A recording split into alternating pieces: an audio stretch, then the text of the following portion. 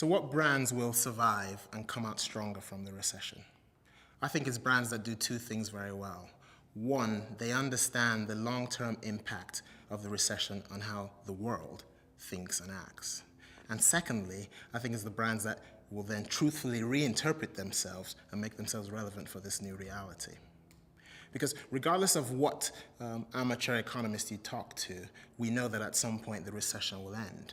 But the impact of the recession will last for decades. If you look at the Great Depression, that led to a whole generation of people that had a different kind of approach to life, that were more about endurance and survival as opposed to risk-taking and exuberance. And I think we'll have a similar kind of shift now coming out where customers will be less nostalgic, less frivolous, more savvy, more cynical. What that will mean is that brands are going to have to be almost brutally transparent and honest. And a colleague of mine always talks about, you almost want a bank today to once again have bulletproof glass and be really difficult to get money from, because after all, you want a bank that's really careful with your money.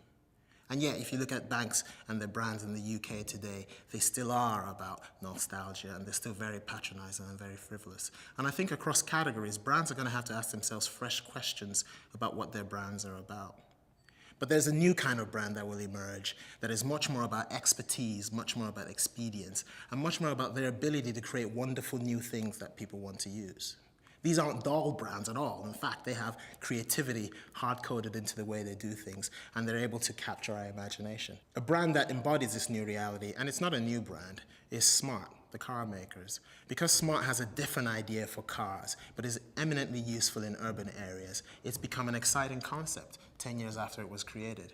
Last year in the United States of America, the smart car sales went up by 68%, at a time when other car sales were going down and down and down.